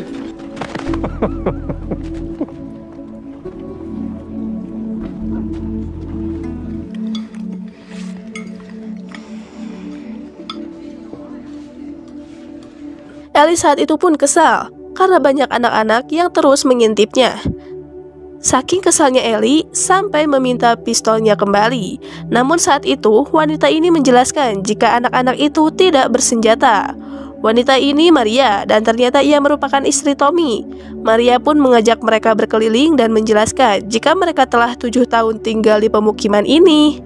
Mereka juga membangun dinding mengelilingi pemukiman untuk menghindari para zombie. Di tempat itu mereka hidup layaknya manusia normal, bahkan ada peternakan, listrik, dan sebagainya. Setelah itu Joel dan Tommy mengobrol empat mata. Ia pun menjelaskan misinya untuk pergi dan membawa Ellie ke Firefly dengan imbalan aki mobil untuk menemui Tommy. Namun, misi itu sekarang agak rumit mengingat banyak rintangan yang harus mereka hadapi, seperti para pemberontak, para zombie, dan medan yang sulit. Joel kemudian meminta bantuan Tommy untuk membawa Ellie sampai ke tempat tujuan mereka. Namun Tommy menolak. Tommy menjelaskan jika Maria saat ini sedang hamil, ia akan jadi seorang ayah dan tidak semudah itu untuk meninggalkannya. Hal itu pun membuat Joel sedikit kecewa. Ia pun keluar menghilang entah kemana. Tak lama kemudian, Tommy kembali menemukan Joel di sebuah ruangan. Saat itulah mereka pun kembali berbincang, dan Joel menjelaskan bagaimana ia bisa bertemu dengan Ellie, kemudian bagaimana perjalanan mereka selama ini. Tak hanya itu, Joel juga menjelaskan jika Ellie sebenarnya sudah terinfeksi, namun ia memiliki kekebalan yang berbeda, bahkan anjing pelacak sebelumnya saja tak bisa mendeteksi kalau Ellie sudah terinfeksi. Di sanalah ia pun kembali meminta Tommy untuk membawa Ellie ke tempat tujuan mereka, karena Joel merasa ia akhir-akhir ini sering mimpi aneh, dan tubuhnya juga sering merasakan hal aneh. Mendengar semua hal itu, Tommy akhirnya setuju untuk membawa Ellie esok pagi setelah ia selesai menyiapkan bekal. Di lain sisi, Ellie yang selesai mandi mendapat baju baru dan sebuah surat dari Maria yang menunjukkan lokasi rumahnya. Ellie pun kemudian datang ke rumah Maria. Ia sempat melihat-lihat isi rumah itu sebelum Maria kemudian datang membawakannya mantel baru. Kemudian sambil merapikan rambut Ellie, Maria pun menjelaskan agar jika Joel memiliki putri bernama Sarah, lalu menyarankan Ellie untuk tidak terlalu percaya pada orang lain, karena biasanya orang yang paling dipercaya justru akan mengecewakan. Kemudian Maria pun mengajak Sarah untuk nonton ke bioskop. Pada malam harinya, Joel menemui Ellie di kamarnya. Namun tiba-tiba Ellie pun marah dan menyuruh Joel untuk keluar. Ellie pada saat itu sangat marah saat Joel mengatakan jika Tommy akan menggantikan ia membawa Ellie. Ellie juga meyakinkan Joel jika ia tahu Joel pernah kehilangan Sarah. Namun ia juga pernah merasakan kehilangan keluarga seperti Joel. Namun mendengar hal itu, Joel mengatakan jika mereka akan berpisah setelah fajar, dan ia pun kembali ke kamarnya. Pada saat itu, Joel tiba-tiba teringat kembali dengan Sarah. Ia pun membayangkan momen saat menghias pohon Natal dengan putrinya. Singkat cerita, keesokan paginya, Ellie sudah siap dengan Tommy untuk pergi. Namun saat akan mengambil kuda, pada saat itu Joel sudah ada di sana dan memberi Ellie pilihan untuk tetap bersama Tommy atau bergabung dengannya, dan Ellie memilih opsi terakhir. Setelah itu mereka pun bersiap untuk berangkat, dan Tommy menyarankan mereka pergi ke Tenggara. Place for you here. Jackson. Was that how things used to be? Mereka berdua pun melanjutkan perjalanan sambil menunggang kuda. Mereka melakukan perjalanan siang dan malam selama beberapa hari. Sesekali juga, Joel mengajari Ellie untuk menggunakan senjata laras panjang. Dick. Steady. I'm not. The target's too small. Singkat cerita, mereka berdua pun sampai di sebuah universitas tempat Firefly seharusnya bertahan. Namun anehnya, saat itu tidak ada satupun penjaga di sekitar, dan saat mereka masuk ke dalam, yang mereka temukan hanyalah monyet. Look at the old labs. Joel lalu mengikatkan kudanya dan masuk ke sebuah laboratorium. Setelah melihat lantai bawah kosong, mereka lalu menuju lantai 2 dan kembali menemukan gerombolan monyet serta sebuah peta dengan banyak pin yang mengarah ke Salt Lake City. Lalu tak lama kemudian Joel melihat 4 orang pemulung berjalan di luar. Dengan cepat mereka pun keluar lewat belakang dan segera menuju ke kudanya. Tak lama kemudian tiba-tiba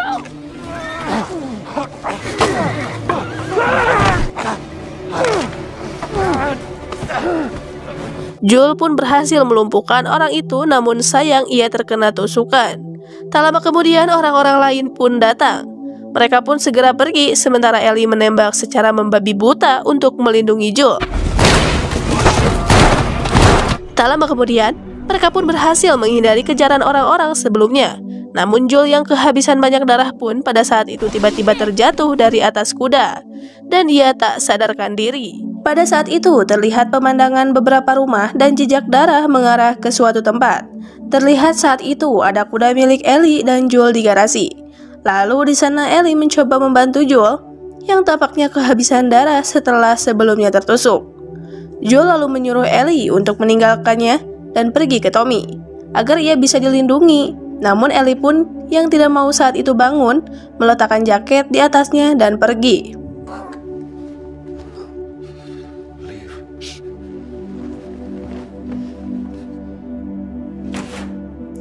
Scene kemudian berpindah, kita diperlihatkan kilas-kilas balik saat Ellie di sekolah militer. Saat itu Ellie diganggu temannya yang bernama Bethany dan menyuruh Ellie untuk mempercepat langkahnya.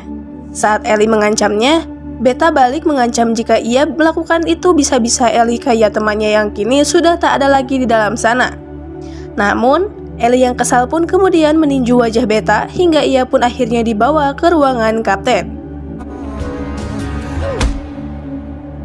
Kapten Kwong saat itu menanyakan apa yang terjadi, lalu Ellie menjawab bahwa Beta yang memulainya.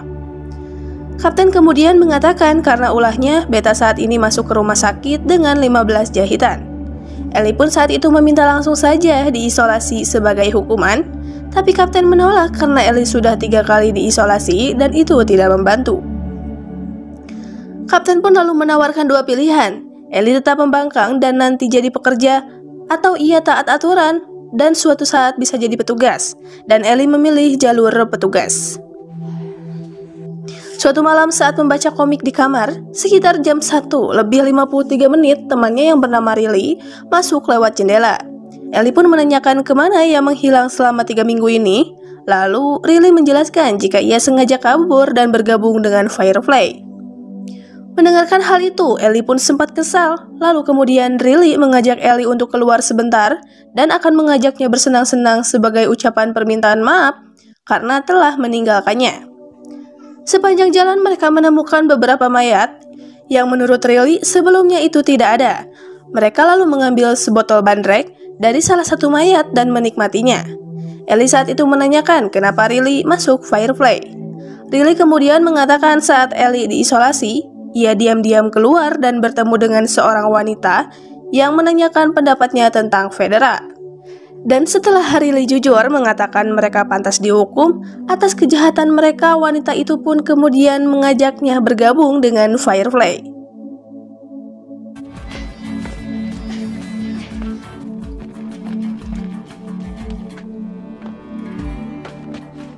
Ellie dan Riley melompati atap hingga kemudian sampai di sebuah pusat perbelanjaan. Awalnya Ellie pun ragu karena tempat itu disegel, pasti ada suatu alasan.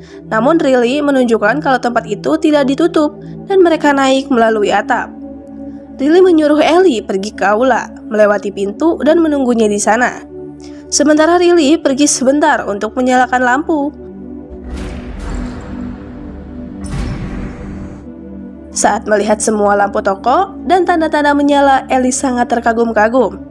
Kemudian Riley menjelaskan malam ini ia akan menunjukkan 4 hal menakjubkan spesial untuk Ellie. Saat mereka sampai di eskalator, Ellie lagi-lagi terkesan dan tidak mengira akan menikmati lagi fasilitas ini setelah wabah melanda. Tak lama kemudian Riley menyuruh Ellie untuk menutup matanya dan akan menunjukkan hal menakjubkan pertama. Ternyata ini adalah wahana komedi putar dan setelah Riley menyalakan mesinnya, mereka pun naik kuda-kudaan bersama.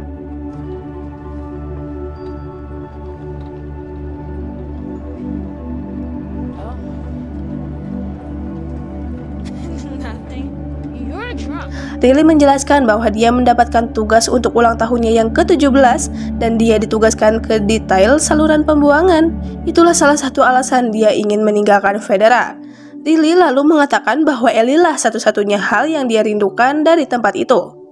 Setelah itu mereka kini menuju ke hal menakjubkan kedua, dan ternyata itu adalah wahana foto booth di mana mereka mengambil beberapa foto bersama.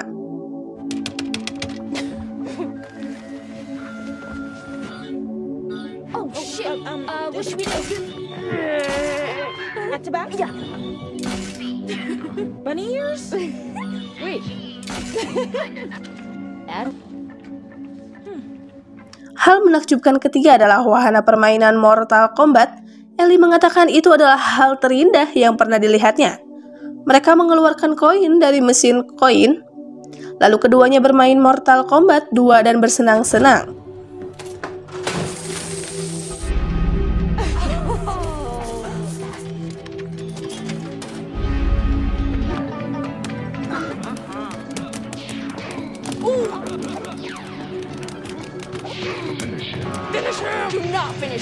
Di lain sisi, di dekat toko mainan terlihat ada salah satu yang terinfeksi menempel di dinding, dan dia mulai bangun setelah mendengar keributan dari Ellie dan Riley. Lalu saat akan menuju kejutan keempat, Ellie mengatakan jika saat ini sudah larut dan ia harus segera pulang sebelum ketahuan. Kemudian Riley pun membujuk dan mengatakan masih ada waktu beberapa jam, lalu kembali membawa Ellie untuk memberinya hadiah. Mereka pergi ke food court, di mana Riley ternyata pernah tinggal di sana. Kemudian Riley pun menyerahkan hadiah tersebut, sebuah buku permainan kata.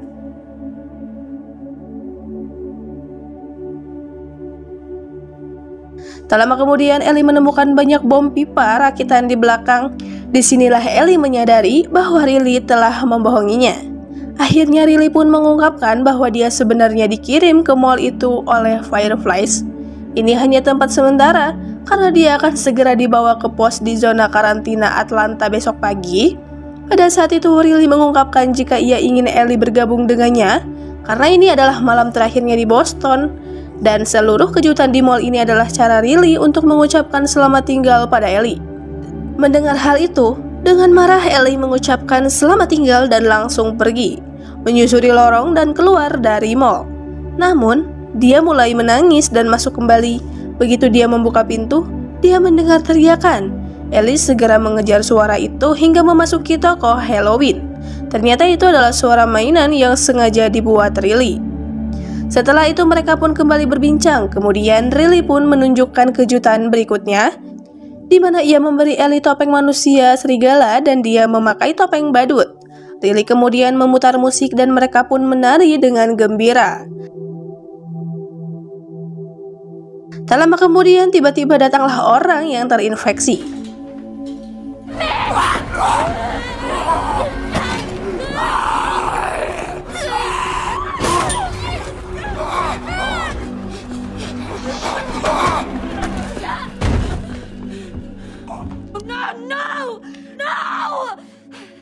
Dari peristiwa itu, tangan Ellie berhasil digigit, lalu kemudian Riley juga menunjukkan jika tangannya tergigit.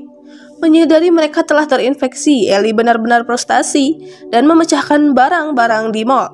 Sementara Riley hanya duduk terdiam. Ellie bertanya pada Riley apa yang harus mereka lakukan. Riley pun mengatakan hanya ada dua pilihan, yaitu mengakhiri hidup atau mereka bertahan melawan virus ini sampai mereka berubah. Setelah itu kemudian keduanya saling berpelukan dan menangis. Kembali ke masa sekarang, melihat Joel yang semakin kritis, Ellie mencoba mencari obat dan ia pun menemukan peralatan menjahit. Setelah itu Ellie memegang tangan Joel, membersihkan lukanya, dan kemudian menjahit luka tersebut. Episode 8 dimulai dengan memperlihatkan sebuah pertemuan pemujaan agama di kota yang beku dan ditinggalkan. Mereka dipimpin oleh David, dan ia saat itu memberitahu seorang gadis yang menangis bahwa tanahnya terlalu keras untuk mengubur almarhum ayahnya, sehingga mereka harus menunggu sampai musim semi, barulah nanti akan menguburkan ayahnya. Setelah khotbah, David berbicara kepada James di luar, di mana saat itu James merasa ragu tentang apa yang mereka lakukan dan khawatirkan karena semakin hari sumber daya mereka semakin menipis. 6 bulan terakhir sangatlah sulit bagi semua orang termasuk mereka. Selain harus menghadapi kedinginan, mereka juga mulai kehabisan makanan. Lalu kemudian David saat itu mengajak James berburu. Sementara itu, Ellie masih merawat Joel. Lalu tak lama kemudian ia pun memutuskan untuk pergi berburu dengan senapan. Dia kemudian menemukan seekor rusa dan menembaknya. Namun, rusa itu berhasil kabur.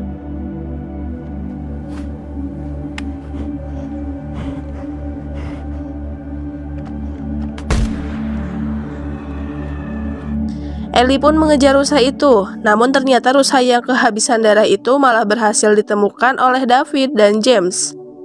Tak lama kemudian Ellie pun datang dan menahan mereka di bawah todongan senjata. David saat itu memohon Ellie untuk membagi rusanya karena ia memiliki kelompok yang saat ini kelaparan. Namun Ellie pun juga mengatakan ia punya kelompok dan saat ini butuh makanan. Hingga akhirnya setelah berdebat, mereka pun berhasil membuat kesepakatan di mana Ellie menginginkan obat untuk Joel dengan imbalan setengah rusa.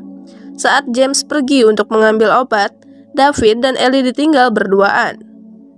Setelah itu mereka pun menuju ke tempat perlindungan dengan terus diawasi oleh Ellie. Saat itu David perlahan mengobrol dan membuat Ellie lengah. Ia juga menceritakan bahwa dia dulunya bukan pendeta dan hanya seorang guru matematika. Selain itu, James juga mengatakan jika beberapa waktu lalu, ia pernah mengirimkan 4 anggotanya untuk mencari sesuatu di universitas, namun salah satu dari mereka gugur di tangan seorang pria yang pergi dengan anak kecil. Dan gadis kecil yang menangis di awal episode tadi adalah anak dari orang yang gugur tadi. Mendengar cerita itu, Ellie pun sadar kalau David adalah pemimpin kelompok yang telah membuat Joel terluka saat ini. Tak lama kemudian James pun datang dari belakang. Namun saat itu David memerintahkan James untuk memberikan obatnya. Setelah mendapatkan obat itu, Ellie bergegas kembali untuk menemui Joel dan menyuntikkan obatnya. Setelah itu ia pun memeluk Joel dengan penuh kasih sayang.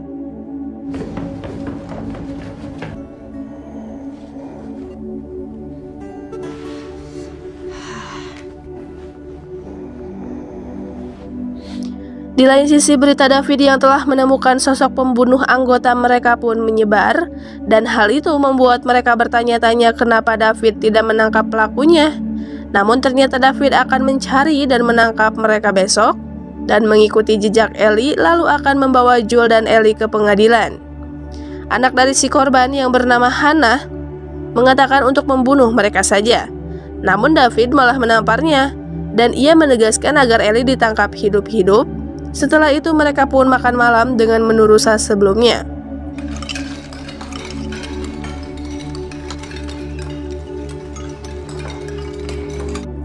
Singkat cerita, keesokan paginya Ellie terlihat memeriksa keadaan Joel dan kembali memberinya antibiotik.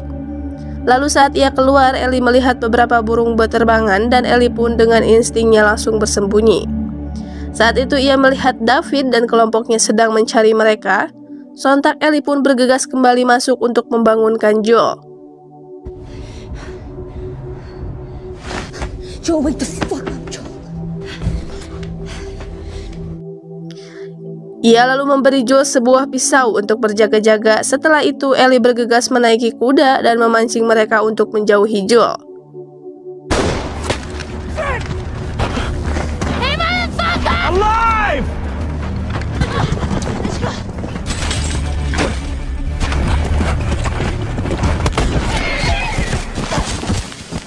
Ellie pun terlempar dan jatuh dari kudanya. Kemudian David mengangkat Ellie dan membawanya pergi. Sementara pria lain memutuskan untuk memeriksa dari pintu ke pintu dan mencari Joel. Ketika salah satu pria menuju ke ruang bawah tanah, Joel tidak lagi berbaring, dia menyergap pria itu dari belakang.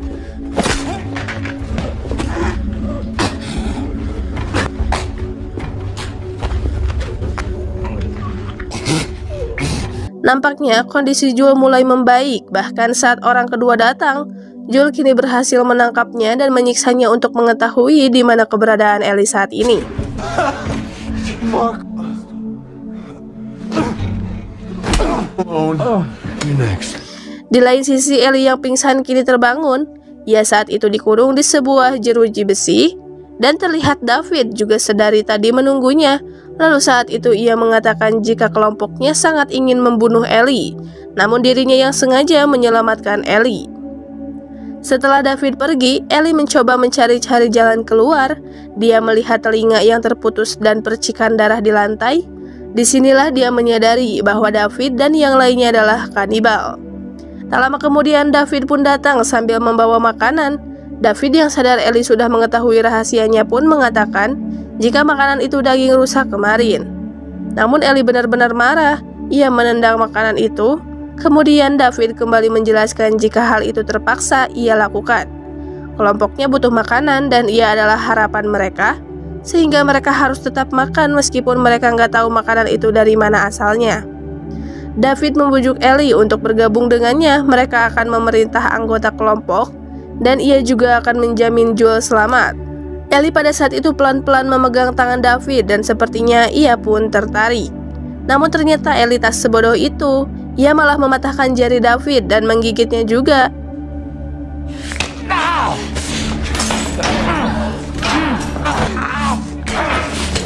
Meskipun ia berpikir dengan hidung yang patah, namun ini membuktikan jika ia memang gadis yang tak mudah dipengaruhi.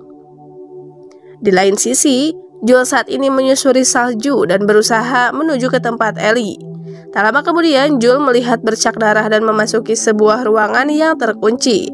Lalu saat menelusuri ruangan, saat itulah Joel menemukan potongan daging tergantung. Kalian tebaklah ini daging apa? Di lain sisi, karena ulahnya, Ellie kemudian ditangkap. Ia dibaringkan di atas meja dan akan dijadikan makanan mereka. Lalu saat itu, Ellie menunjukkan bahwa dia terinfeksi yang membuat mereka menggagalkan niatnya.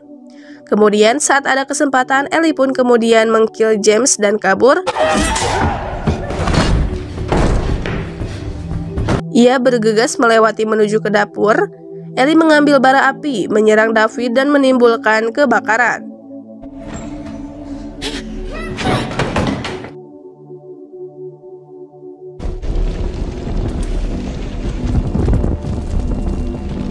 David saat itu mencari keberadaan Ellie. Sementara di lain sisi, diam-diam Ellie mengambil pisau dapur dan bersembunyi di bawah bar. Api pun semakin membesar, sementara Ellie masih menunggu waktu yang tepat, hingga kemudian berhasil menikam David dari samping. Namun, David berhasil melemparkannya ke bawah. Untung saja Ellie berhasil mengambil kembali pisau dan terus-menerus menusuknya.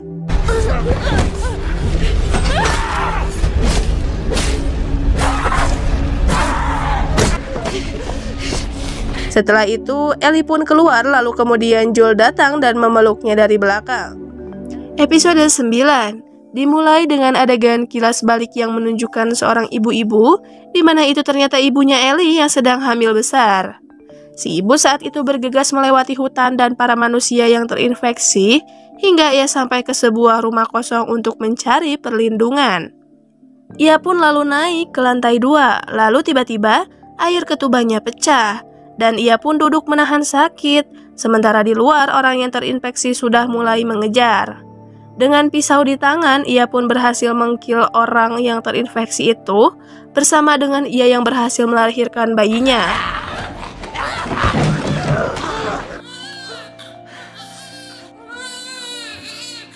Namun sayang, ternyata saat itu, wanita bernama Anna ini tergores oleh orang berikutnya, yang berarti dia sudah terinfeksi dan tidak lama lagi akan berubah. Ia pun sontak menikmati beberapa momen berharga yang masih sempat bisa ia rasakan bersama bayinya.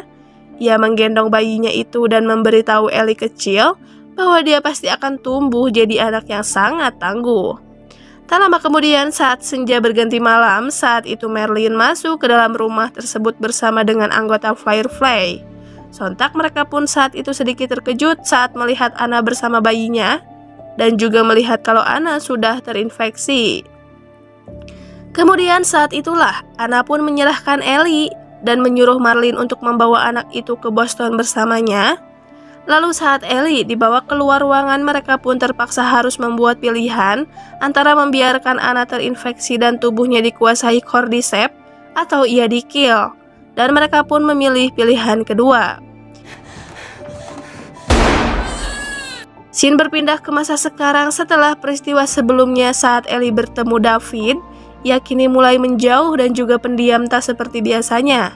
Bisa disimpulkan jika Ellie saat ini mengalami sedikit trauma, bahkan selama perjalanan beberapa kali ia juga melamun.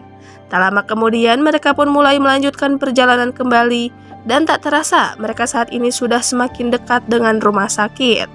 Namun sebelum benar-benar memasuki rumah sakit itu, mereka memutuskan untuk memanjat sebuah gedung pencakar langit yang ditinggalkan untuk memantau kondisi di sekitar dan mencari tahu informasi.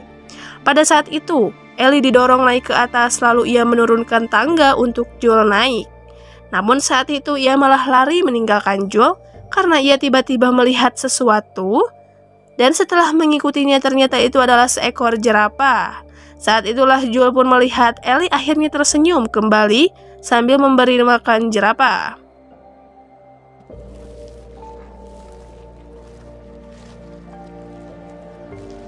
Setelah itu, jerapah tersebut kemudian kembali ke kawanannya sebelum Joel memikirkan apa yang harus dilakukan selanjutnya. Saat itu, Joel pun khawatir dan menimbang-nimbang apakah mereka harus bertemu Fireflies atau tidak. Joel sendiri mengaku ragu dan mengajak Ellie untuk kembali pulang ke tempat tinggal Tommy untuk menikmati hidup yang aman. Namun Ellie malah mengatakan jika mereka harus menuntaskan hal yang sudah mereka rencanakan dari awal, mencari penawar jamur agar manusia tak lagi berubah menjadi zombie.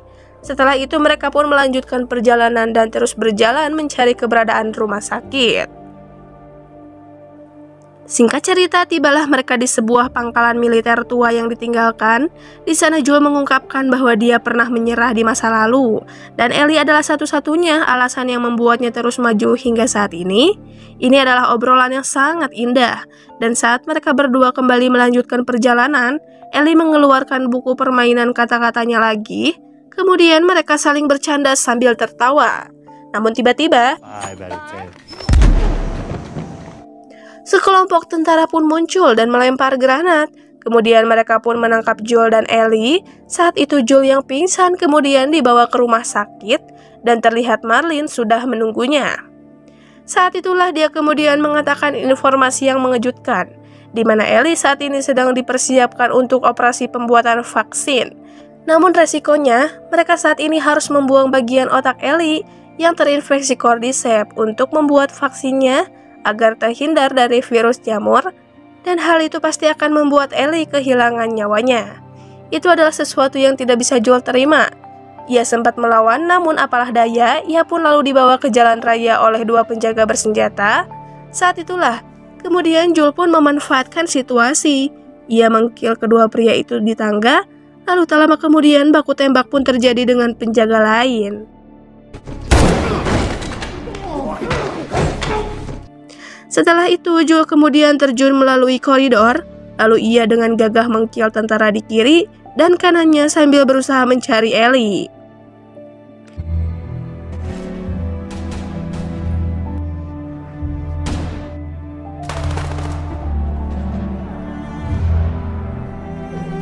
Tak lama kemudian, Joel akhirnya berhasil menemukan ruang operasi, lalu ia pun mengkill ahli bedah, kemudian memaksa kedua asistennya untuk melepaskan Ellie dan meninggalkannya. Setelah itu Joel mengangkat Ellie dan membawanya ke tempat parkir. Namun sesampainya di sana, Marlene yang sudah tahu Joel membawa kabur Ellie pun sudah menunggu.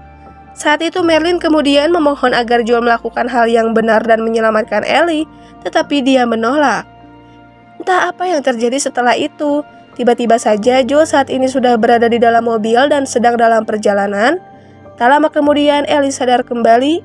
Dan saat itulah Joel pun berbohong kepada Ellie. Ia mengatakan Ellie pingsan karena para dokter melakukan sedikit tes padanya. Joel juga mengatakan bahwa ada banyak orang lain yang kebal seperti Ellie di sana, namun dokter itu tidak bisa membuat vaksinnya. Lalu tak lama kemudian muncul perampok yang menyerang rumah sakit, sehingga terpaksa ia segera membawa Ellie pergi untuk menyelamatkannya.